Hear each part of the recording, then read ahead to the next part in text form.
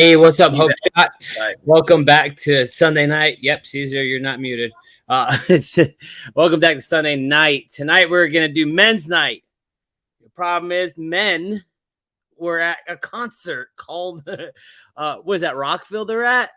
Yeah, so I didn't do so good, but it's okay. We have Dustin, man. Dustin came on and he's gonna share his experience, strength, the hope with us, and so is Caesar, man. And I hope you guys had a good day, man. I had a great weekend. You know, this weekend, man, I decided for my birthday and to quit smoking, and it has been. I know, Caesar. It has been trying. I'll tell you that. Being around friends on vacation, like we went out and we went to Orlando, it's been definitely a test. I'll tell you that, and it's all good. But I'll talk more on that in a minute. Caesar, you want to go ahead with the Hope Shot Clarity statement?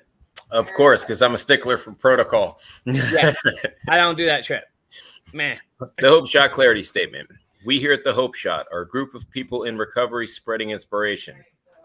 We come from all different walks of life and pathways of recovery. Our verbiage may be different at times, but we all have one thing in common.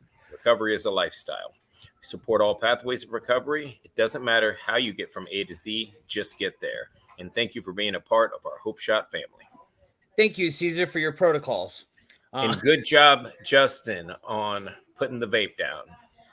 It's a battle. I'll tell you. I'm going to talk about it in a second. But what's up, Casey? We got Mike on here. What's up, Mike? Hope that test is going well, man. He's taking his contractor's test, and that's a whole nother level, man. You're gonna get through it, buddy. We got. I'm gonna figure out who this is. I'm gonna come back. Joseph, what's up, Joseph? And we have Nicole. She says Connecticut had a pig roast. I'm guessing the CT had it. It's at Connecticut. I'm almost positive that's what it is. So what's up, guys? How's everybody doing today? Hope everybody's ready for the week ahead. I know that there's two type of people out there. Two types. One that goes, "Oh, Monday's tomorrow," and then two is like, "Let's do it." I'm not the dude that says let's do it either. What's up, Allie? I said it right. I got it. Killing it over here. It's anyways. So how's everybody's weekend? Dustin, how are you, man? What's going on with you? Weekend's great. Everything's great right now. I don't know. It's complicated because like on one hand, like I'm happier than I've been in as long as I can remember right now. Like work is going great. I just moved out of a sober living house. And like I'm happier than Sorry about I was that. here for 5 months. Yeah, don't do that. I don't like hearing my own voice, man. I do. So, I spent 6 months in a rehab or close to it, and then 5 months or so in a recovery house, and I just left there. So, like the whole thing was I couldn't afford to pay rent there and have an end game. Like I couldn't afford to pay rent there and save money to move out of there and get my own place. So like my family, my sister, my brother-in-law, being the wonderfully generous people loving that they are, had me come and stay with them, and I could stay there where I'm at now, rent free, and save up some money until I can get my own place. It's a beautiful thing. I get to be here with them, my family that I love. I'm close with my younger nephews who, I love more than anything in the whole world. So like everything's great, and I've never been happier. Like I'm so happy. I wake up with this big smile on my face. I'm excited for, what the day has to offer. Everything's great. And on the other hand, my recovery has been really lacking because of it. And not because of anything of anybody else but myself. Because when I first got clean and I first went to, a meeting, a 12-step meeting, I was completely broken. Like I was 112 pounds. I came with my mom. The people there could see the fear and the doubt, they could see that in me. So people there, stepped up and they came and they approached me and they let me know that I wasn't alone. They let me know, they were there for me. And that really meant a lot to me because I'm a very introverted person. Like I was going to leave that meeting without saying a word to anybody, and I probably never would have come back. So like that was a big deal to me. And through them, I stayed close to them through rehab, through everything. And then, through them, I met some other great people, and that was great. But that's all you know, and Recovery Coast where I was. Now that I'm at this new place, I've been to a couple meetings, and I went back to that. You know, I went to the meetings, I went and I sat through them, and I didn't introduce myself. I didn't talk to anybody because that's who I am, and that's bad. You know, like that's my, I don't know. I guess you could say like that's ego, but it's more of doubt. Like I don't know. I'm always afraid when I go introduce myself to somebody, I'm going to say something stupid. I'm going to embarrass myself. Or they're going to think a certain thing about me. You know, like I still have that insecurity, fear, security, that self doubt, and it's a bitch. And I know, like eventually, I'm going to have to get over it. You know, because like everything right this minute, everything is great, but it's not going to stay that way. You know, like I can't just keep coasting through here doing nothing about my recovery. You know, like I still have you guys, I still have the Hope Shot that I come to, but like I'm not involved. I haven't really talked to my sponsors since I moved. I've seen a couple, or I talked to a couple people from where I left. You know, there's still people that I care about, still care about me, but I gotta get out of this funk, and I gotta find some way to get ingrained into this community that I'm in now, because otherwise it's just going to all slip away. And I can see it. I don't feel it yet because I'm just too happy with everything right now, you know. I'm being so close to my family all the time, but I can feel my recovery slipping. And I know that old adage, you know, whatever you put in front of your recovery, be prepared to lose, because you're going to.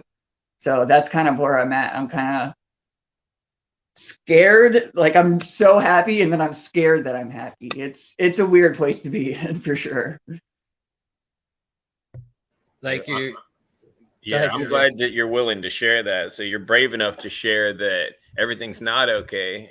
Like everything is okay, but internally, you know, it's not going to stay okay, man. And that's everything you're describing about being in an area where you don't know everyone, and that, you know, you're walking in basically as the new guy, even though you're not a new guy in recovery, and you're walking in as the new guy. That's fear. You know, it's fear that says, oh man, I'm awkward, I'm going to say something stupid. You know, that's fear of other people's opinions. It's fear that says, oh man, I don't want to raise my hand because I don't want everyone to look at me, because again, what if I say something stupid? It doesn't matter what you say. When you walk into any one of these places and say, hey, I'll use myself. Hey, I'm Caesar. You know, I'm in recovery and I'm new to this area and I'm trying to get connected. And you already know somewhere in your mind that they're going to wrap their arms around you and go, hey, man, let me introduce you around and all of this. And it's going to be awesome. You just got to get past that fear of what if, you know, what if it's not like where I was? What if it's not like what I want it to be or expect it to be? What if it's different? It doesn't matter. It's recovery, you know, and you have to have it. You know, we've got a daily reprieve, a daily reprieve based on our spiritual condition. Your spiritual condition doesn't get any better if you're not feeding it something good every day. Yes, the Hope Shot is good. Yes, books are good, but you need a fellowship to lift you up. Or at least I do. I've got to have people in my life to lift me up. Left to my own best thinking, I'm not going to do very well, you know?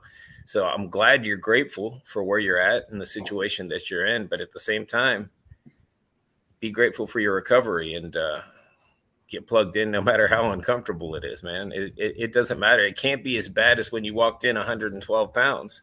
I mean, now you hit them with the $1 million smile when you walk in.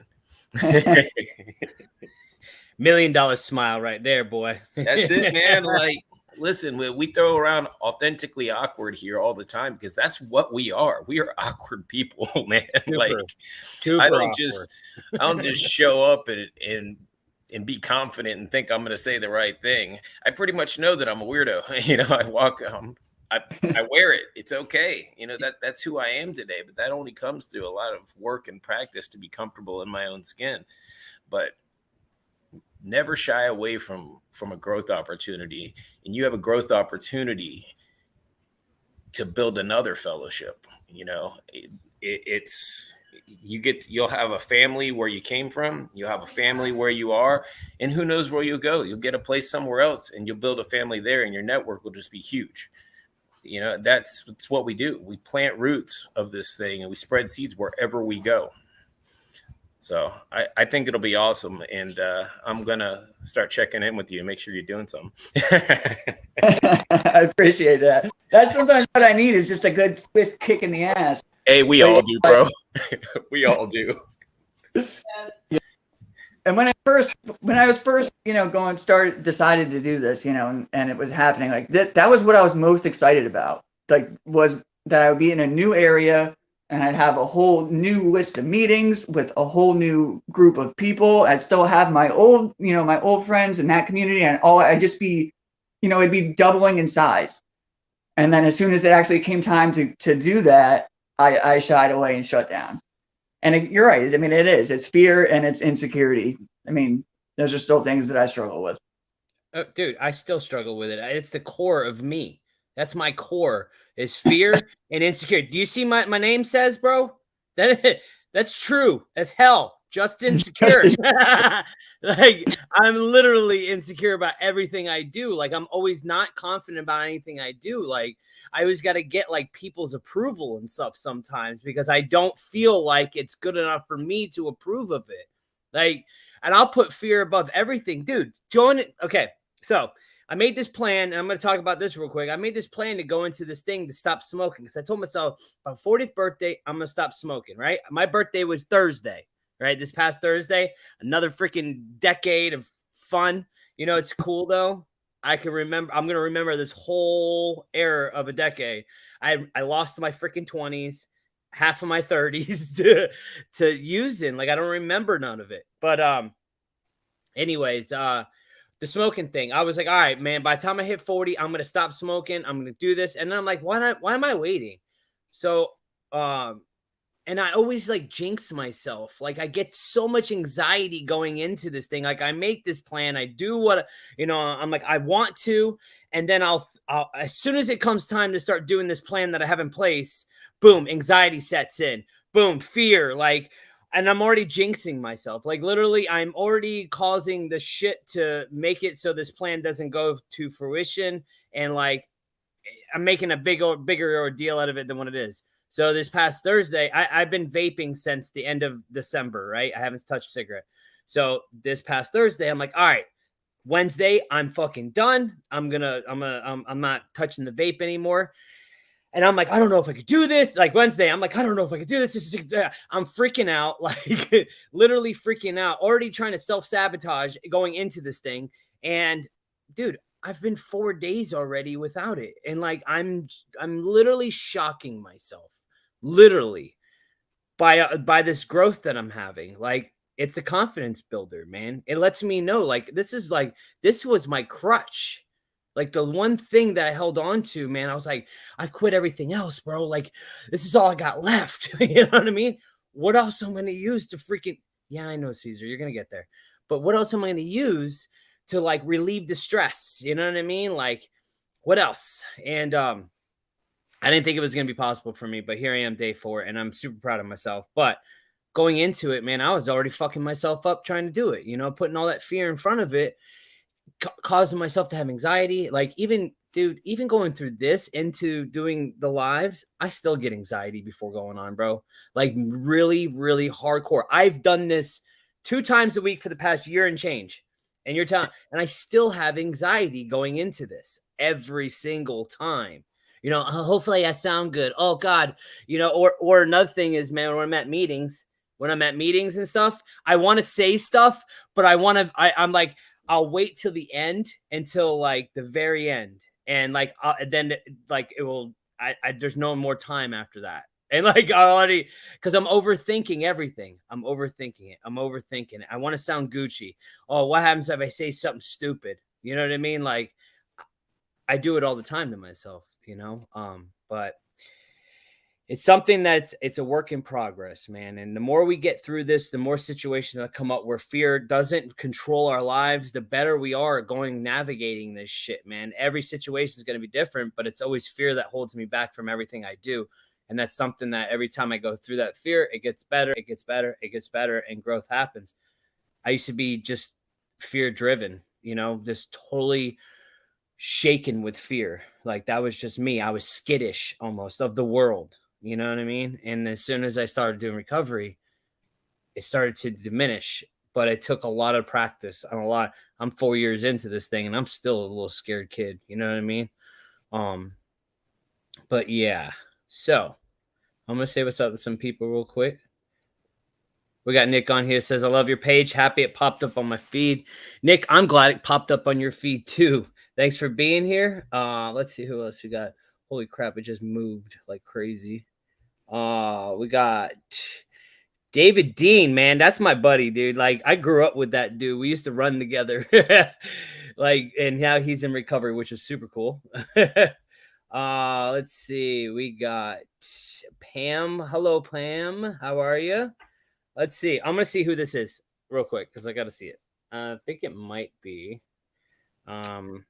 If they remember me going to that meeting, it's I think it's Russell or Rachel. Hold on, I'm gonna find out right now. I'm sorry. When it goes to recovery groups, it's hard to see who.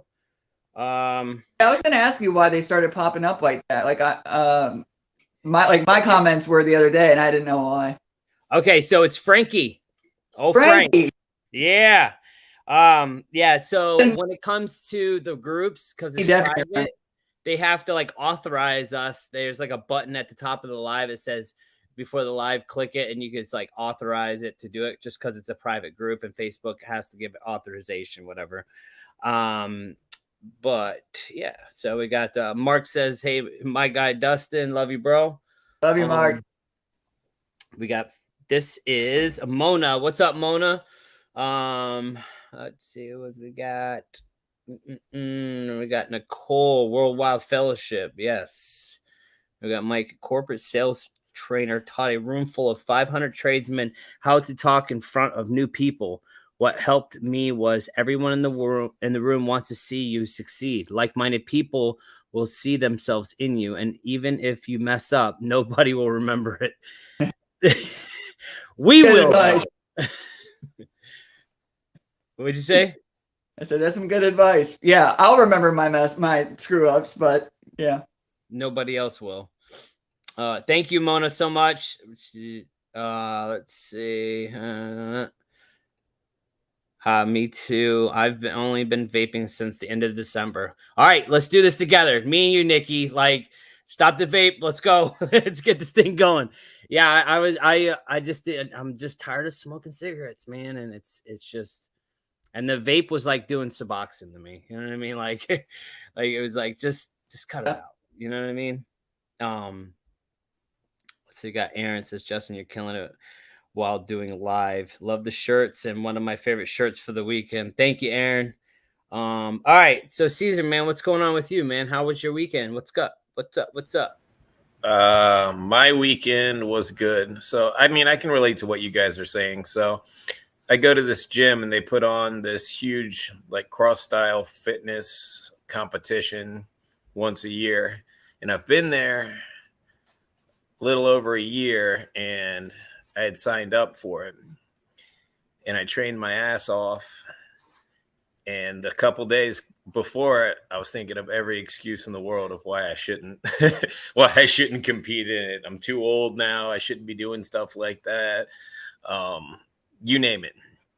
But I went in there yesterday with no real expectation except to just complete, just do it and finish it. And me and my partner, we ended up in the advanced, the men's advanced class, got second place in the whole competition, like against other like CrossFit gym owners. The guys that beat us are one has like the number 6 record time in the country on one of these events. So I don't really feel bad about getting beat by that guy because like he's a professional CrossFit guy and I'm just some 45-year-old dude that trained for a while to try to do something like this. So I'm stoked, man. Like it was awesome. It was absolutely brutal. My entire back, legs, everything on me is sore right now. I'm walking like a little old man, but I feel very accomplished because I did it and we actually did well. And I didn't even think we would make the top 5, 10, whatever, So it's just another one of those things, man, that fear in my brain told me I couldn't do it, shouldn't do it, but I showed up and did it anyway, and we did well. So it's a really cool weekend. Had the girls all weekend after the competition. We hung out, took them and Kelly hippy dippy crystal shopping because, Chakra Khan is all around the house. It's going on. And it was just it was just good. Staring at you right now?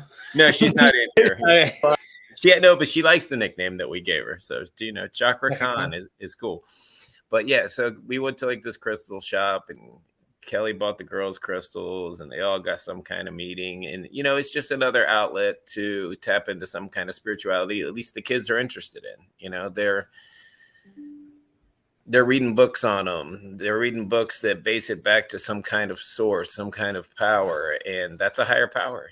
That's the same thing that we delve into every day. So, the kids are raised on Christian beliefs, but they also have Kelly teaching them stuff about crystals and all, and it all channels back to one thing, and it's their interpretation of God. So it's so cool to see my kids interested in stuff like that.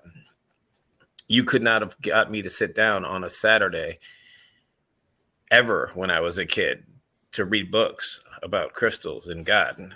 I would have fought you tooth and nail because the sun was shining and I was not going to be inside the house at all. So that's not what we do. But that's the life we live today, man. And that's the kind of kids we're raising. So it's freaking amazing. It's funny, Caesar. I say the same thing about my kids. I'm like, bro, like, I am freaking blessed because your kids are amazing. When I was a kid, like my kids, listen, they wake up in the morning, they make their own lunch. I don't have to freaking fight with them to get up. I was like, what the hell was going on back when I was a kid to where I didn't have nothing together, zero zilch, like, and my kids over here killing it, and I'm over here like, what the hell? Did we get smarter over the years or something, and like kids are getting smarter, or is it just? Bro, I'm 33 years old, and somebody packed my lunch for me tomorrow. So. Yeah, I was definitely not 43. doing that. I was a kid. I'm sorry. I'm 45, and if Kelly doesn't cook it, I'm probably not eating. So, well, I mean, I'll cook my own stuff, but because you can cook, 100%. You can cook too, Caesar. Don't try that crap. Can choose. I choose not to. Choose. You choose not to. There's Uber Eats for a reason, Justin. Yeah, no, listen, man. I'm telling you, my kids freaking surprise the shit out of me when they do that. Man, I'm like, what the? Oh man, you got some fans on here, Dustin. Man, I got Tiffany. It's Tiffany Coffee. What's up, Tiffany? Yeah, what's up, girl? Let's see. Who else we got on here? We got Echo Nelson. What's up, Echo Nelson? We got Justin. Thank you for sharing your story. As I can relate on every key you hit. I've been in recovery since October 2021, and I'm about to do residential treatment. I'm so scared, but I want it more than anything. Man, that's the thing, is like that fear, man, that gets us almost crippling. It's going to be the best decision you ever made is going into residential treatment, man. And, we could talk ourselves out of everything, especially no matter if it's good or bad, we could talk ourselves out of it. And it's probably going to be the best thing for you to go in this residential treatment. Don't let fear or being scared hold you back. I promise you. Let's see. We have this is Jennifer. What's up, Jennifer? I'm looking at the lives over there and there in the Recovery Vibes chat. You only eat one thing, Justin? Yes, that's it. One. That's it. We don't ever say we can't in our life in recovery. We got this one. Let's see. That is Tiffany. And let's see what else we got. We got Christina says treatment was absolutely the best thing I could ever do for myself. So yeah. Can I touch on that too real quick? What was Please. it? Who was it? Yeah, because I went through that same thing. Like when I first got clean, I mean, I almost died. Like a lot of us have been through that. So I was in the hospital for 2 weeks. While I was there, Baycare was sending these peer consultants to ask me if I had any interest in, if I was ready to stop and if I was actively looking for help because it was there. And to be honest, I wasn't. I was not ready to stop. But my mom was in the hospital with me for 2 weeks. She didn't leave my side. So I wasn't going to say that, to them. So, they came and they started pitching these ideas about, different residential treatment centers. And I just kept going along with it because I knew it was what my mom wanted to hear. So when I got out of the hospital, we started looking into them and I fought tooth and nail. Like by the time we were out and I was like, I'm not doing this. I can do outpatient. I can do, my fellowship. I can find a fellowship. I can do outpatient therapy. I don't need residential treatment. And I was saying that because I knew I could still get high. Like if I didn't go to residential treatment, I could find a workaround, So eventually, in the beginning, I wasn't doing it for myself. I was doing it for my mom. So we found a residential treatment, a 6 to 9 month place. And I was absolutely terrified. I did not want to do it.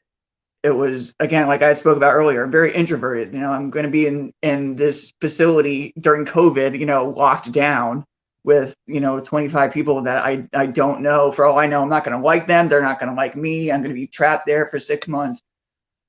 But I did, and it was the best experience of my life. I can honestly say I would not be alive today if I didn't suck it up and go through it. And I didn't finish. I didn't stay the whole 6 months. I didn't do it the right, I didn't graduate the program. I left after 5.5 months because I wanted to see my family for Christmas. But I'm 100% believer in inpatient residential treatment facilities. I feel like they work absolute wonders. And if I was early in recovery, I didn't have a chance. I just didn't. So, I know it's a very paralyzing kind of notion to picture yourself being,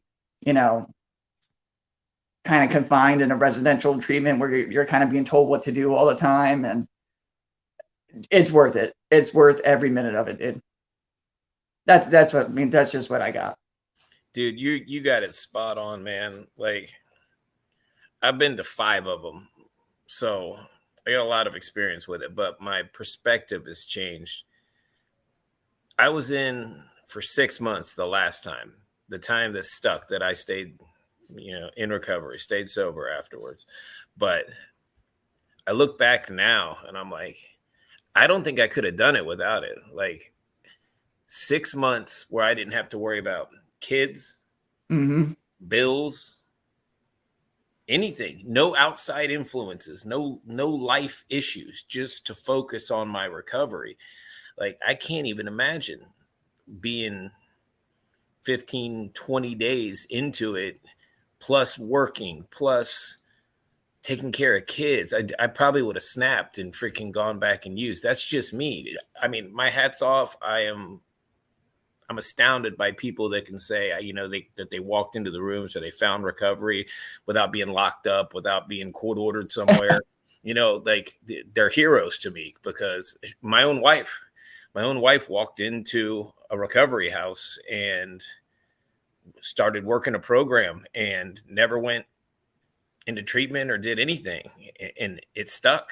And I'm like, wow, like that's not my story. That time was crucial for me to get my feet underneath myself and lay a foundation so that when I did get back out into the world and have all the worldly problems, that I was strong enough to be able to deal with them and still keep my recovery first. So, that's a strong decision. If it's your choice and you're choosing to go to treatment and take that time for yourself, bravo. That's awesome. Yeah. It's a blessing. Yeah, it's so I never went to actual inpatient treatment, but I went to outpatient treatment just because I needed that extra accountability, and it definitely does help. We got Christina says, I'm still sober here in Ocala now because I went to treatment, and when I got out, I came to Ocala and surrounded myself with sober women. But that treatment literally lays the foundation, you know. Then we got Nikki says today I celebrate 15 months clean and sober. I have a long ways to go, but I'm committed. I'm recommitted every single day. Congratulations, Nikki. Congratulations. You're freaking awesome. So yeah, you know, sorry, I got sidetracked. Yeah, you guys want to talk about anything else, man? You got anything else? I mean, I got all kinds of stuff. Take it away, Caesar. I mean, I got all kinds of stuff. So we're supposed to be having a men's night, but you know, it kind of fell through. But if anybody has any questions geared towards the men, anything like that, pop something in the comments so we could answer it. But I'll give my own experience. I don't know if it's unique to me. I don't know if it's unique to men, but it's mine. And I'll tell you what I dealt with. So I do believe as a man that I struggle with asking for help. I always wanted to figure everything out myself, and I considered it weak to ask for help. I mean, that was the mindset that I had before I came into recovery, that you don't ask for help. You don't share your problems with other people. That was my father ingrained in me, that, you know, we don't talk about our personal crap outside the doors of our home. He's like, you don't share that with anybody else. And it was bred into me. You don't show weakness. So that's not a really conducive to finding recovery and help. So I struggled with that for, I don't know, probably 20 years, that I knew what I was. I knew I was an addict. I knew I was an alcoholic, but I always thought I'd figure it out. So, you know, when I was in my early 30s, I'm like, I'll outgrow this thing eventually. You know, I'll stop being so immature. You know, then I'm 35 and I'm like, I'm not outgrowing it. You know, eventually, though, I'll stop. You know, then I'm 37 and I'm just getting out of being locked up again for a long time and going into my 5th rehab. And the 4 before that, I never said, hey, will you help me? I just did the bare minimum to get out of there. I did their little packets, their relapse prevention plan. This time, when a guy came in and shared his story and I identified with it, I asked him, man, I was like, can you show me how to live? And that's a hard thing for me to say as a man. I don't know how to live. I don't know how to function in life without numbing myself. Can you show me how? And I don't know if you guys relate to this, but that was a hard thing for me to do. Walk across a room and tell some other dude that I can't do it. Can you show me how? And it took me getting my ass kicked for the better part of 20 years to all that to bring me to a point for me to be able to be humble and willing enough to ask for it and not dictate what the help looks like. Just go in there and go, hey, can you help me? I know you know the way out. And I'm not going to put any conditions or terms. You don't have to check the box on it. I'm just going to do what you tell me worked for you. I don't know, man. That was the biggest step I ever took in my life, admitting that I didn't know how to do something and that I couldn't do it on my own. It's also the biggest freedom in the world now for me to be able to say, I don't know. I don't have to pretend like I know shit that I don't know anymore. If I don't know how to do something, I just go, I don't know. I don't know how to do that. Well, that's from recovery. That's not me. Yeah, well, that's something that like a shot at our ego, man. When we like, you know, we want to know more than what we do know most of the time. Even if we don't know, we'll just say we know it just to freaking, you know, have some kind of footing, especially when we're around men. You know what I mean? Like, I had somebody call me out. This is before I actually got into recovery where it stuck. And I'm in this meeting. I'm there to get my paper signed. And they're talking about the 4-step. I don't know anything about a real 4-step. I've never had a sponsor. And I'm sharing my experience, strength, and hope about the 4th step. This guy calls me out after the meeting. And he goes, by what you said in there, I feel like you need a sponsor. I said, oh, I've got one. He goes, there's not a chance that you have one. Everything you just said was wrong. Like, there's no way you've got a sponsor. I'm like, bro, I've got a sponsor. I know exactly what I'm doing, and I know exactly what I'm talking about. And there I went, left, ignorant, and still sick, because I'm a BS artist. I'm going to tell you I know the stuff that I don't know, but I don't do that today, like it's crazy. The BS that we manufacture in our minds that tells us that we'll be okay. It's not true. I won't be okay. I have to have help. I have to have people around me, and I have to be able to ask people when I don't know how to do something. And that's all from recovery. And there's all kinds of shit I don't know how to do. I spent the better part of my life wasted and high. So I'm pretty sure I missed some formative stuff in there that was really important that I'm still catching up on today. Yeah. I'm not going to go on a rant. How about you guys? Mine's, I don't know, but like my progression in that is a little bit different. Like you said, like it was kind of, it's usually the father, your father that tells you, you hide your emotions, you conceal your emotions and whatnot. But like I was raised by all women. Like my father died when I was very young, and I have 4 aunts. So it was my mom and 4 aunts that raised me, and my older sister was usually like my babysitter. So like I was always open with how I felt, my emotions, and everything like that until I started using and started getting high. And then it's like I shut all of that off then. And it's not like, I guess it is because I see it as a sign of weakness, but I see it more as a sign of failure in myself. Like I don't like to ask for help because I'm admitting to myself I'm not good enough to do this by myself. So that's, I don't know. And I still suffer with that. Like I don't ask for help. I don't like to ask for help for anything. Like even like what I'm doing right now, staying with my sister, like I hated that's what I felt like I had to do. Like, cause otherwise I was never going to leave that sober house. I wasn't going to be able to afford it. And as much as I knew I knew they wouldn't say no. I knew it wouldn't really be, I'm really not interfering or hindering with their life at all. But the fact that I had to ask and admit that I needed help ate me alive for weeks before I could even bring it up to ask. Like that's still really hard for me to do. Yeah. Yeah. It's one thing, man. We need to swallow our pride sometimes. And that's like the hardest pill to swallow. It's ridiculous. But it's like, wait till the last minute to ask anybody for help. There's a lot of shit that I don't know how to do. There's a crap load of shit that I just do not know how to do as an adult. I'm not that good of an adult. And sometimes, man, like it's like I never really got taught it as a kid, man, or I was freaking high all the time. So there was no point in even doing it. I'm learning stuff as I go. I had to learn how to be a freaking dad. I had to learn that just in these past few years, even though I have 5 kids. I'm learning how to freaking talk to my kids. I had to learn that, that it doesn't, because the only emotions I know are the negative ones. I know anger really, really well. That's my friend. All right. I know that one really well.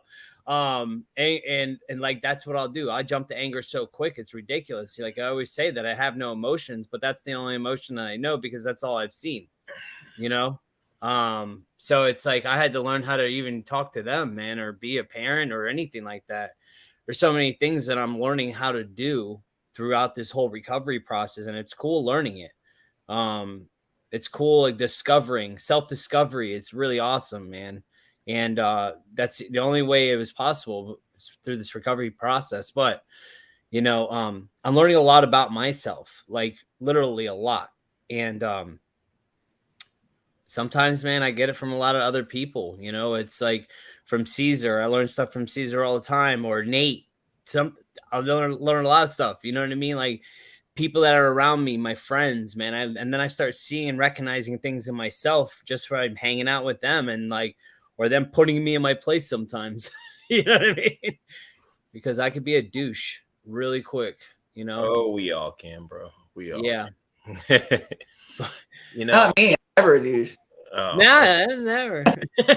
that was a douchey statement. So yeah. So we have one I lost my phone. Yeah, Kimberly says, "What's the best you can give to a guy? What's the best advice you can give to a guy that has not believed in God or the concept of God?" I'll tell you what somebody told me. They said, "Do you believe that I believe?" And I was like, "Yeah, I absolutely believe that you believe in something. Like I believe that." And he's like, "Well, then that's enough to start." I also put my faith in the rooms, the recovery, the people that were around me. So I said the prayers off the cards. I didn't know what or who I was praying to, didn't know what I believed in, but I still did it because I was told that's what it took to do. Eventually, I built a connection to a God of my understanding, but I had turned my back on God. And I know that the question was someone that's never believed, but I didn't want anything to do with at least the God that I knew, the God that I grew up with. Many, many years ago, I decided I didn't want God in my life. I felt like a fraud if I prayed, because the only time I prayed was to ask for, please get me out of jail. Please don't let me overdose again. It was all these selfish foxhole prayers. So because I'm pompous and pious at the same time, I say, oh, well, I don't want to be a hypocrite, so I'm not going to pray at all anymore to anyone or anything. And I did that for a lot of years. And then I get into a spiritual program that they say, hey, this is spiritual by nature. You've got to believe in something. And I was like, well, I don't believe in anything. Do you believe that I believe? Yes, I do believe that you believe. Do you believe that these people want better for you? Yes, I believe that they want better for me. Well, that's a starting point. I believed in the power of the fellowship and that they wanted me to get and stay clean, sober, in recovery, whatever you want to call it today. And then they hit you with these little tricks like, you ever been to a meeting? Yeah, I've been to a meeting. You didn't say the prayer at the beginning, at the end? Well, yeah, I said it. Well, then you prayed, so get over yourself. Oh, okay. So they hit you with these Jedi mind tricks. It's helpful because I had prayed. So what's the point of complaining about praying? I've already done it. And if you're in an inpatient rehab, you've done it several times a day, every day, whether you know it or not. So I don't know. Those little things help me get over myself. Yeah. Well, man, I think we're gonna call it a night now. So this Wednesday, call it a night. Yeah, man. Cool. Tired. He looks tired. This is his birthday weekend. It was my birthday. I've been in Orlando. Like I just got back today. My bed and me needs some snuggle time. You know what I mean? But dude, this Wednesday, man, we got a guy from Ireland, Northern Ireland, gonna come on and share his story. I think I don't know. I think it's super cool to hear somebody's story from other than just the United States, just the pretty much just the United States. So far, that's what we had. But this is Northern Ireland, man, a little different, dude. I think it's gonna be cool. He's gonna see how far you guys reach. Huh?